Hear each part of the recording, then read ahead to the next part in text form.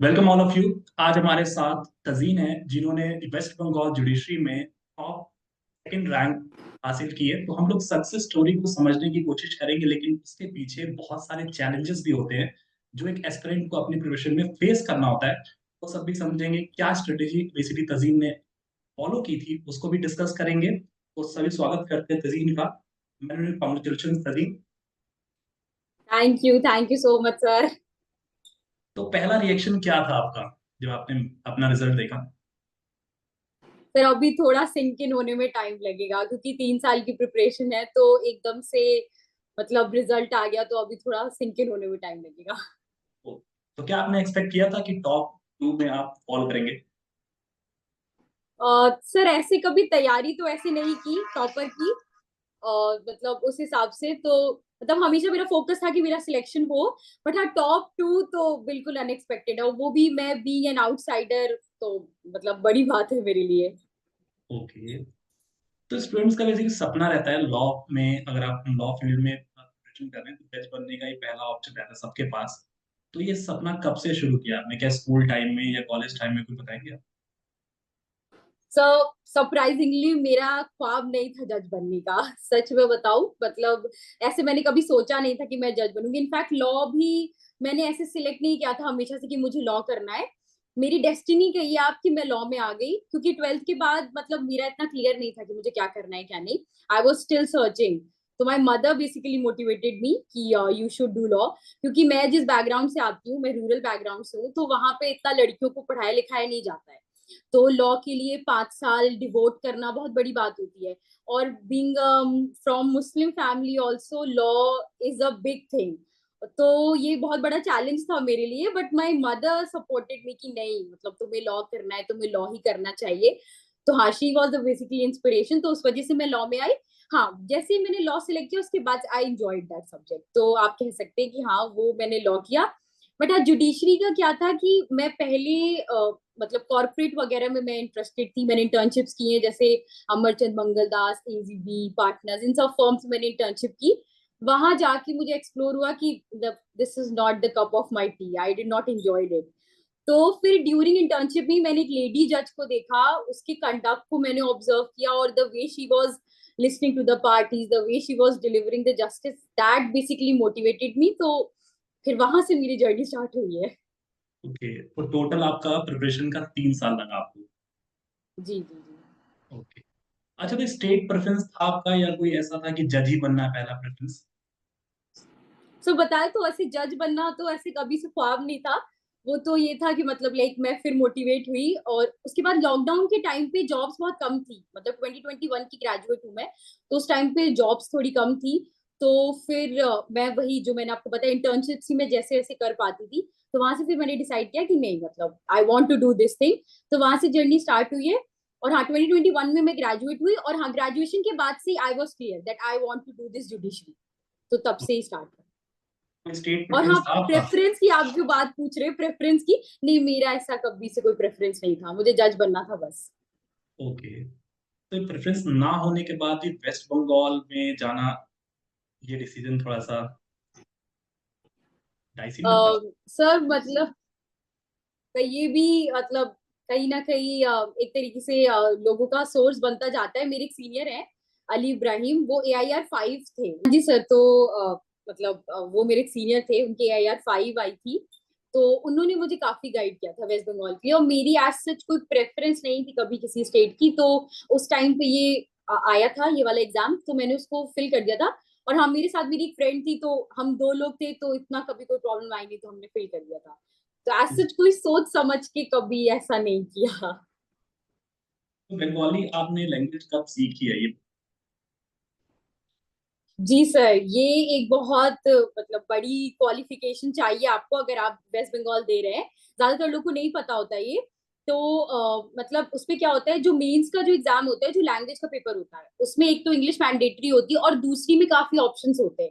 आपकी हिंदी होती है, इंग्लिश होती है, नेपाली, उर्दू, संथली, ये सारे आपके होते हैं, तो आप कोई भी लैंग्वेज ले सकते हैं।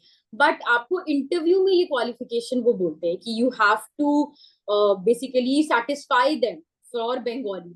तो उसमें वो 3 चीजें पूछते हैं, आपका रीडिंग पूछते हैं, राइटिंग पूछते हैं और स्पीकिंग इन बंगाली पूछते हैं। अगर आपने इस तरीके से उनको सेटिस्फाई नहीं किया तो you will not be able to crack that exam. तो ये भी हमें उन सीनियर ने बताया था, तो एक तरीके से हमारे पास अच्छी गाइडेंस थी। तो उन्होंने हमें बताया था और फिर उन्होंने हमें कुछ लोगों से कनेक्ट किया जो बाहर के थे, जिन्होंने क्रैक किया है। तो उसमें से एक सबसे इम्पोर्टेंट थिंग जो बंगाली के लिए होती है, न्यूज़पेपर रीडिंग एंड राइटिंग होती है। क्योंकि वो लोग डिक्टेशन भी न्यूज़पेपर से देते हैं और क्या कहते हैं, रीडिंग भी न्यूज़पेपर से कराते हैं।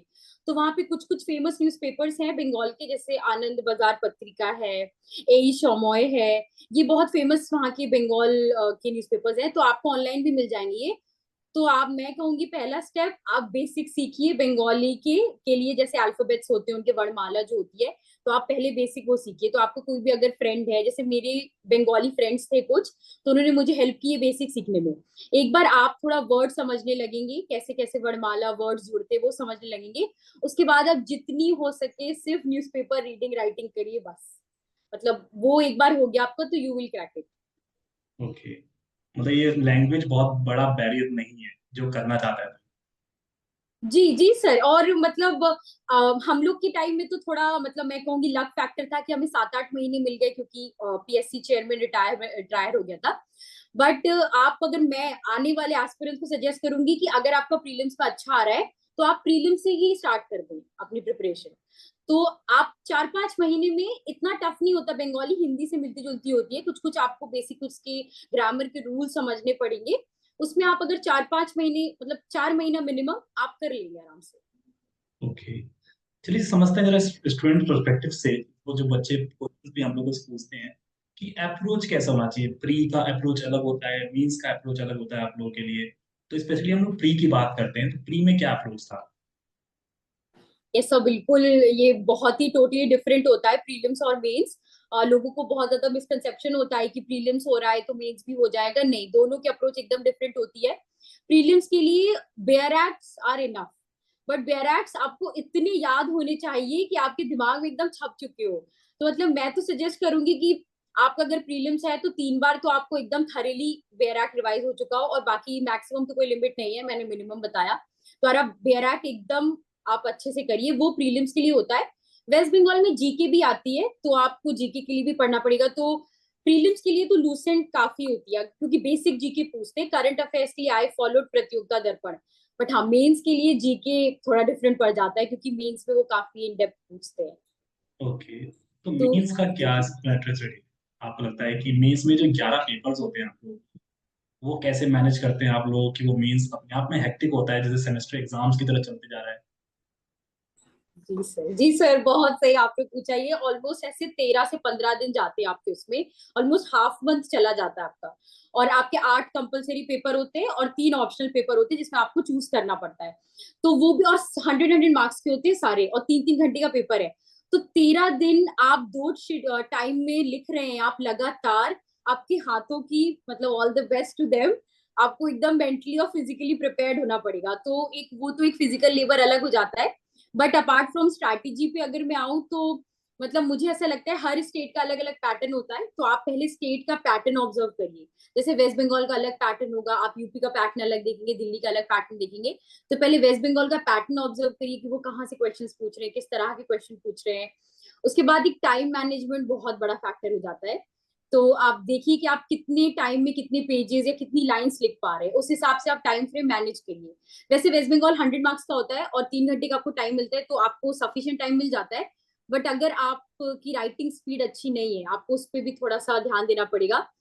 मैं तो कॉलेज से ही, इनफैक्ट मैं 11th-12th ह्यूमैनिटीज से थी, तो मेरी लिखने की प्रैक्टिस थी काफी। मैंने सब्जेक्टिव काफी लिखा है, तो मेरी राइटिंग स्पीड का प्रॉब्लम नहीं था, आंसर आर्टिकुलेशन का भी ऐसा प्रॉब्लम नहीं था। तो जिनको प्रॉब्लम है, बेसिकली इवैल्यूएट योरसेल्फ। आपको मेंस में इवैल्यूएशन की बहुत जरूरत है। आप पहले देखिए कि, मतलब whether your writing speed is poor, whether you're not able to articulate the answers, you should। दूसरा, हम मेंस के मतलब 11 पेपर होते हैं, तो आपको मतलब उस हिसाब से आपको अपना थोड़ा सा सेट करना पड़ेगा। जैसे कि मैंने आपको बताया कि आपकी लैकिंग पॉइंट्स क्या है। जैसे आपको ऐसा लगता है आपकी राइटिंग स्पीड अगर नहीं है उतनी अच्छी, तो आप उस पर काम करिए। आपको लगता है आपका आर्टिकुलेशन आंसर का नहीं है, आप उस पर काम करिए। मतलब मेरा ये सजेशन है कि ऐसे एकदम से ब्लाइंडली एक चीज फॉलो करना नहीं होना चाहिए। आप पहले अपने आप को इवैल्यूएट करिए कि आपकी क्या लैकिंग है। जैसे मेरे साथ था, मुझे राइटिंग स्पीड का प्रॉब्लम नहीं था, मुझे आर्टिकुलेशन का इतना प्रॉब्लम नहीं था, तो मैंने काम किया अपनी कंटेंट को एनहांस करने के लिए। जैसे मैंने जूरिस्प्रूडेंशियल एस्पेक्ट डालने की कोशिश करी। कोई क्वेश्चन है, जैसे रेजिड्यूटी काटे का क्वेश्चन है, तो मैं कोशिश करूँ कि किसी और लॉ से उसको कनेक्ट कर पाऊँ। अगर डबल जेओपार्डी से कनेक्ट कर दिया, किसी और से कनेक्ट कर दिया, तो वो आप कर सकते हैं। मैगजिम कर सकते हैं आप, कोई कोट्स अगर डालना चाहे, कोई करंट चीज उससे चल रही है, हिस्ट्री उसका अगर है, तो आप इनहेंस करने की कोशिश, मतलब अगर आप करें तो उससे आपको मार्क्स थोड़े अच्छे मिल जाते हैं। तो मैंने इस पे फोकस किया क्योंकि मेरी बाकी चीजों की प्रॉब्लम नहीं थी। बट अगर आपकी राइटिंग स्पीड अच्छी नहीं है तो आप उस पर देखिए, तो उस पर ध्यान दीजिए। और हाँ, 8 कंपलसरी पेपर होते हैं, तो उसको तो आपको छोड़ना नहीं है। इंग्लिश, हिंदी, ऐसे राइटिंग होता है, उसमें ट्रांसलेशन, प्रेसी होता है, तो वो तो मतलब होता है नॉर्मल। बट आप लैंग्वेज को बिल्कुल भी इग्नोर नहीं कर सकते, क्योंकि आपका वो अच्छा खासा वेटेज रखता है। फिर आपका सीपीसी होता है, सीआरपीसी, आईपीसी एक सब्जेक्ट होता है, एविडेंस एक्ट होता है, कॉन्ट्रैक्ट और टॉर्ट्स एक होता है, और फिर टीपी होता है। हाँ, उसके बाद आपके ऑप्शनल पेपर आते हैं। आप वो बहुत ध्यान से चूज करिए। मतलब in the paper you have full confidence, like you can score really well. Because for me, I am very comfortable in family law, so I chose Hindu law and Muslim law, and then I chose the Limitation Act. So you have to be very very particular about your options, because they can change your whole marks. So वो आप एक बार थोड़ा ध्यान से choose करिए। और हाँ, एक चीज है कि आपके पास टाइम होता है अच्छा खासा। मतलब अगर आपकी राइटिंग स्पीड ठीक है और आप राइटिंग स्पीड कर ले, तो आपके पास इसमें टाइम होगा, क्योंकि 100 नंबर का पेपर होता है। तो मैं एडवाइस करूंगी थोड़ा ज्यादा लिखने का। जैसे स्टैंडर्ड पेपर होता है, 10 मार्क्स में आप 2 पेज का लिखते हैं, 15 में 3 का लिखते हैं, 20 में 4 का लिखते हैं। तो हो सके तो आप थोड़ा एक्सीड कर दीजिए, क्योंकि आपके पास टाइम है। 10 मार्क्स का है तो 3 से 4 पेज लिख लीजिए, 15 है तो आप 4 पेज लिख लीजिए, 5 पेज लिख लीजिए। मतलब थोड़ा एक्सीड करिए आप, तो आपको थोड़ा बेटर लगेगा उससे। और हाँ, वही क्वालिटी पे काम करिए, उससे आपको थोड़े नंबर ज्यादा मिलते हैं। और हाँ सर, एक क्वेश्चन जो लोग पूछते हैं एप्लीकेशन बेस्ड आंसर्स में, जैसे थ्योरी आंसर भी आते हैं और एप्लीकेशन आंसर्स भी आते हैं, तो वो आपको उस हिसाब से डील करना पड़ेगा। थ्योरी का एक पैटर्न अलग होता है, एप्लीकेशन बेस्ड का पैटर्न अलग होता है। तो उस हिसाब से आप कोई मेंस की बुक खरीद सकते हैं, या फिर कोई गाइडेंस आप ले सकते हैं। तो उनकी अप्रोच आप देखिए कि कैसे प्रिपेयर करना है। एप्लीकेशन बेस्ड में फैक्ट्स लिखने होते हैं, इश्यूज लिखने होते हैं, फिर आप प्रिंसिपल लगाते हैं, कंक्लूजन लिखते हैं, और वो पैटर्न थ्योरी में अलग होता है। तो you have to basically evaluate the questions of mains, क्योंकि मेंस के ही मार्क्स सबसे ज्यादा इंपॉर्टेंट होते हैं। 1100 मार्क्स का पेपर होता है, और अगर आपने वो कर लिया अच्छे से, तो वो आपको बहुत बेनिफिट दे जाता है। ओके। अच्छा, आपको नहीं लगता कि मेंस के लिए जब आपने प्रिपरेशन किया होगा, तो आपको क्या लगता है कि हार्ड वर्क मैटर करता है, स्मार्ट वर्क मैटर करता है? सो स्मार्ट वर्क, ऐसा, definitely smart. Hard work is there, पर स्मार्ट वर्क डेफिनेटली। ओके, क्योंकि ऐसा होता है ना कि हम लोग डरते हैं कि सीपीसी में हम कितना पढ़ लें, सारे ऑर्डर्स या रूल्स याद नहीं हो सकते हम लोग को। तो अच्छा, अच्छा, बेसिक आपका डेली रूटीन क्या था? कितने घंटे? वो होता है ना, बहुत एक परसेप्शन बन के चलता है कि आप 12 घंटे नहीं पढ़ रहे या 18 घंटे नहीं पढ़ रहे हो तो आपका सिलेक्शन नहीं होगा। तो ये क्या मिथ है या क्या लगता सर मेरे लिए तो ये मिथ है बिल्कुल, क्योंकि मैं बहुत ज्यादा आज नहीं डेडिकेट कर पाती हूँ, मेरी कैपेसिटी ही नहीं उतनी। मैं मतलब बहुत कम ही पढ़ पाती हूँ, मैक्सिमम आई थिंक। अगर मेरा कोई एग्जाम बहुत पास है तो शायद मैं 6-7 घंटे पढ़ लूंगी मैक्सिमम, वरना मैं 4 घंटे ही दे पाती हूँ दिन में। लोगों को बिलीव नहीं होगा, बट ये सच है। मेरे लिए, मुझे ऐसा लगता है इन जुडिशरी इंटेलिजेंस से ज्यादा कंसिस्टेंसी मैटर करती है। आप रोज 4 घंटे पढ़ेंगे, कुछ भी हो जाए तो आपका सिलेक्शन हो जाएगा। वहीं पे आप एक दिन आपने 10 घंटे पढ़ लिया, 8 घंटे, फिर आपने एक हफ्ते का गैप ले लिया, उससे कोई फायदा नहीं है। और कुछ भी हो, just keep on doing it, just don't stop. है? चैलेंज लगा कि जब डिमोटिवेशन फील होता हो कि प्री एग्जाम है, कोई पढ़ाई नहीं हो रही है, शायद पूरी प्रिपरेशन नहीं हुई है, मेंस है तो उसमें डिमोटिवेट हो गए कि एक पेपर खराब गया, सब कुछ हुआ तो? जी सर, ऐसा हुआ है। मेरा ना प्रीलिम्स थोड़ा सा लैकिंग रहता था, मुझे पता था ये हमेशा से। क्योंकि मेरे अंदर मेमोराइजिंग पावर उतनी स्ट्रांग नहीं है, तो मैं भूल जाती हूँ जल्दी जल्दी सेक्शंस और वो सब। और प्रीलिम्स में बेयर एक्ट्स आपके बहुत जरूरी होते हैं आपको याद करना, तो मेरे लिए प्रीलिम्स हमेशा से चैलेंजिंग पार्ट रहा है। ऑन द अदर पार्ट, मुझे क्या कहते हैं, मेंस में कभी इतना इशू अंदर से लगा नहीं, मुझे कॉन्फिडेंस रहता था कि मैं मेंस कर लूंगी। बट हाँ, प्रीलिम्स का बहुत प्रॉब्लम था। इसीलिए स्टार्टिंग में बहुत सारे प्रीलिम्स थे जो मेरे निकले भी नहीं। मैंने काफी प्रीलिम्स दिए, आई थिंक 4-5 प्रीलिम्स थे जो मेरे निकले भी नहीं, कट ऑफ से काफी दूर नंबर रहते थे मेरे। तो वो ऑब्वियसली डिमोटिवेटिंग लगता था कि आपका जो पहला ही नहीं हो रहा है स्टेप, तो आप फिर मतलब बाकी का क्या ही सोचेंगे। तो वो चीज थी, बट मेरे एक टीचर थे अनुराग सर, उन्होंने बहुत ज्यादा इंकरेज किया मुझे इसमें कि नहीं ऐसा होता है, मतलब you should not give up. तो मतलब उनकी बहुत गाइडेंस रही और मैं बहुत थैंक यू हूँ उनके लिए। तो अगर आपके लिए कोई ऐसा एक गाइडेंस है, आपको एक कोई गाइड करने वाला है, मोटिवेट करने वाला है, तो आप इस चीज को ओवरकम कर सकते हैं, ऐसी कोई बड़ी बात नहीं है। बट हाँ सर, चैलेंजेस तो होते हैं, सबसे बड़े पर्सनल चैलेंजेस मेरे साथ। एज सच फाइनेंशियल चैलेंज तो नहीं था इतना, बट पर्सनल चैलेंज जैसे कि मेंटल हेल्थ का बहुत इशू हो जाता है। आपको अगर एग्जाम्स नहीं निकल रहे हैं, 3 साल हो गए हैं, and your other people like other batchmates they are doing good in jobs, your juniors are doing good in jobs, and you are just stuck at one place in that study table, all like मतलब waking up and then again going to bed, whole studying and all that. So वो एक मतलब दिमाग में एक चीज factor रहता है बहुत डिमोटिवेटिंग। बट मैं यही बोलूंगी कि फोकस अपना लूज मत करिए। आपको बहुत लगेगा, डिसहार्टनिंग लगेगा, बट प्लीज आप गिव अप मत करिए। आपका hard work it will pay off, इधर नहीं तो उधर। So you just keep going, that's my tip only. Okay. अच्छा मैं पूछूं तो as Unacademy as a platform आपको कैसा हेल्प किया? मैंने जीके के लिए, क्योंकि इसमें एक बहुत इंपॉर्टेंट पोर्शन होता है, आपका मेंस में भी 100 नंबर का होता है और आपका प्रीलिम्स में भी होता है। तो मैंने जीके के लिए अन अकेडमी का एक सब्सक्रिप्शन लिया था, यूपीएससी का। And I was very very satisfied with the educators, they helped a lot. उन्होंने बहुत ज्यादा मेरी हेल्प की और मेरी जीके का काफी ज्यादा उन्होंने कंसेप्ट क्लियर कर दिए थे। क्योंकि जीके आपका एक हिंड्रेंस बन जाता है, आप लॉ पे तो फोकस कर लेते हैं, बट आप जीके भूल जाते हैं, तो वो एक बहुत बड़ा फैक्टर बन जाता है। और मैं नहीं चाहती थी कि वो मेरे में मतलब एक हिंड्रेंस क्रिएट करे। तो I was like fully dedicated.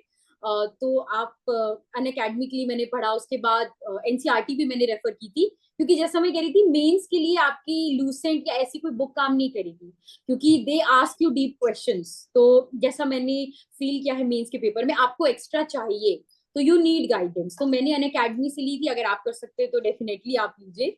और हाँ, एक इंटरव्यू प्रोग्राम मैंने किया था अन अकेडमी के साथ, वो बहुत ज्यादा बेनिफिशियल था मेरे लिए। मैंने अपना मॉक इंटरव्यू दिया था, उससे पहले मुझे नहीं पता था इतना आइडिया, क्योंकि मेरा पहला इंटरव्यू था। तो अगर मैंने अन अकेडमी का मॉक इंटरव्यू नहीं दिया होता, तो मुझे इतनी ज्यादा हेल्प नहीं मिलती जो मुझे फील हुई इंटरव्यू में मैंने की। और सर आनंद सर, आपका बहुत स्पेसिफिक थैंक यू।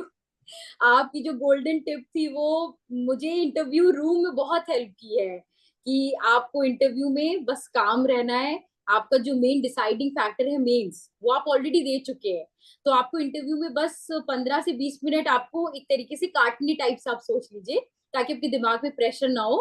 तो ये आपकी चॉइस है कि आप उसको एंशियसली काटना है आपको, या आप काम डाउन होके काटेंगे।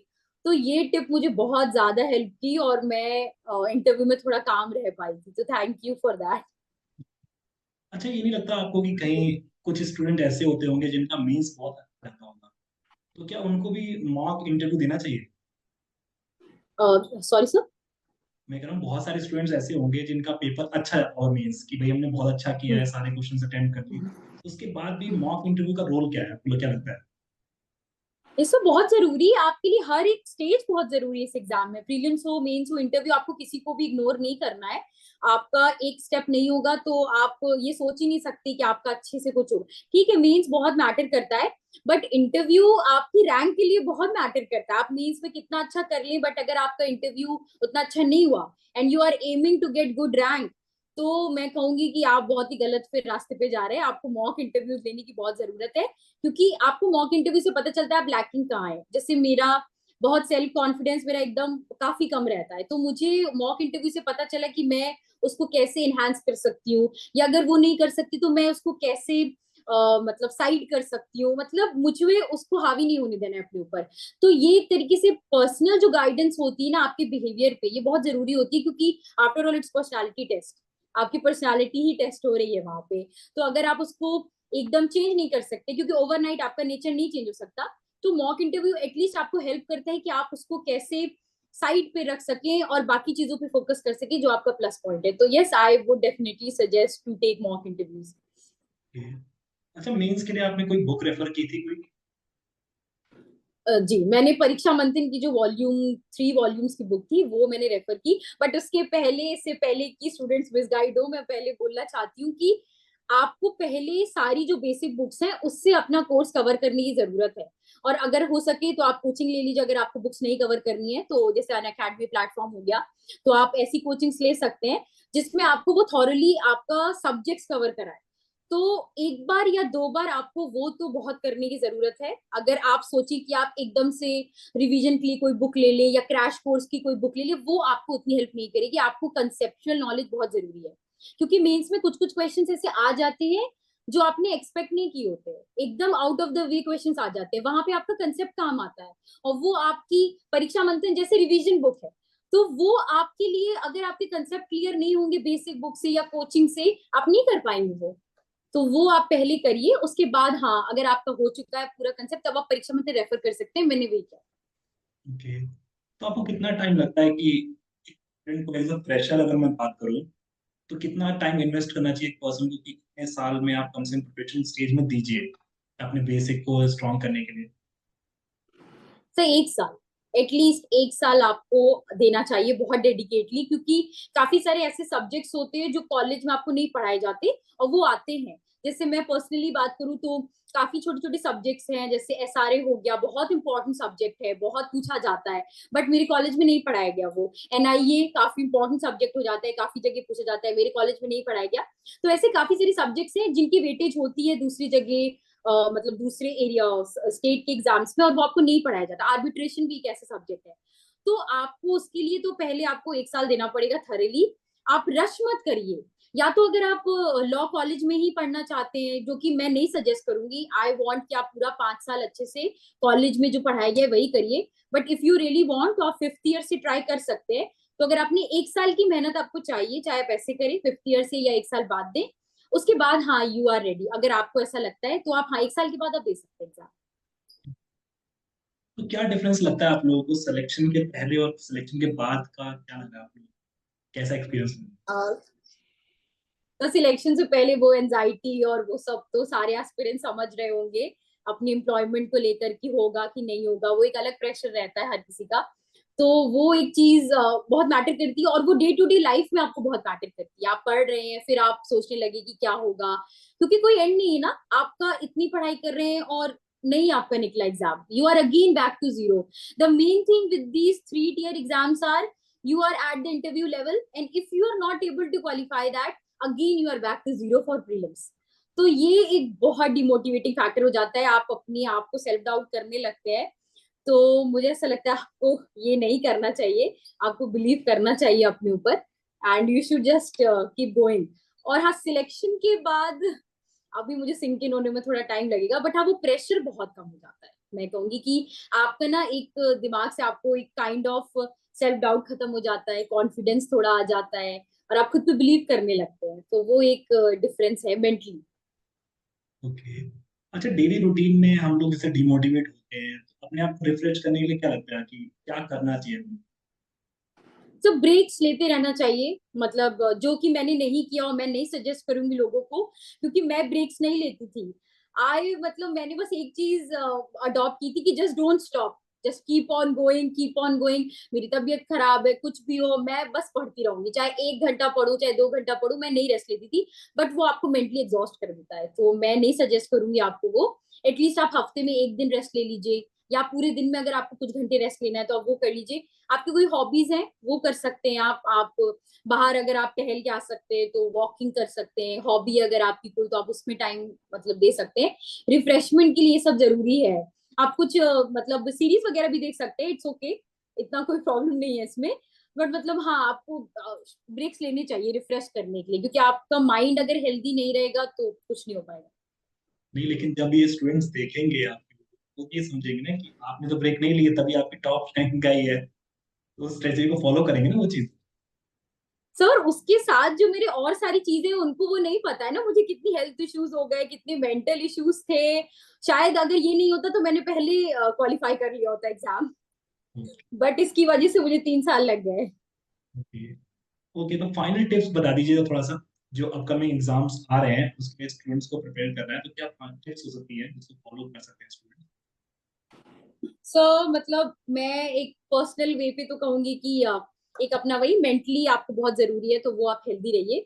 और डिमोटिवेट नहीं होना है, फोकस अपना नहीं हिलाना है, और आप अपने आप को इवेल्युएट करिए। मैं जैसे बोल रही हूँ, अब मेरा इंटरव्यू है, लोग उसको देख के अगर एकदम ब्लाइंडली फॉलो नहीं कर पाए, मैंने भी कभी किसी को ब्लाइंडली फॉलो नहीं किया। आप अपने आप को इवेल्युएट करिए पहले कि आप में क्या कमी है। जैसे मेरे पास प्रीलिम्स की प्रॉब्लम थी, तो आप उस पर फोकस करिए। एक ये आप चीज मतलब कर सकते हैं इवेल्युएशन का। और दूसरा एक टिप मैं देना चाहूंगी कि always ready for the mains. लोग क्या करते हैं ना, प्रीलिम्स के बाद मेंस स्टार्ट करते हैं, ये बहुत गलत स्ट्रैटेजी है लोगों की, क्योंकि आपका सिलेक्शन मेंस ही कराता है। Prelims is just for qualification. आपने बस वो स्क्रीनिंग टेस्ट पास कर लिया, आप अगर 0.5 से भी हो गया तो आप क्लियर कर लेंगे। और हाँ, वेस्ट बंगाल में 1/3 नेगेटिव होता है, तो इट्स लाइक कि आप अगर 0.5 से भी, मतलब नो बडी इज केयरिंग। लेकिन हाँ, अगर आपका मेंस नहीं हो पाए ना, तो आप कुछ भी कर लीजिए, आपका सिलेक्शन नहीं हो पाएगा। तो हमेशा ऐसे प्रिपरेशन करिए कि आपको मेंस देना है। और हाँ, अगर आपका प्रीलिम्स, जैसे आपका 1 मंथ रह रहा है प्रीलिम्स के लिए, तब आप एमसीक्यू लगाना स्टार्ट कर दीजिए, बैराक का रिवीजन कर लीजिए, क्योंकि मेंस को इतना बैराक नहीं होता है आपका। तो always be ready for mains. आपके मेंस तो हमेशा प्रिपेयर होना चाहिए, और जैसे आपका प्रीलिम्स हुआ, आपको फिर मेंस की आंसर राइटिंग और आपकी जो लैकिंग पार्ट है, आप उस पर फोकस कर सकते हैं। ओके, होपफुली आपकी बातें समझ आई होंगी, और और भी बच्चे इसको मोटिवेट होंगे इस चीज के लिए।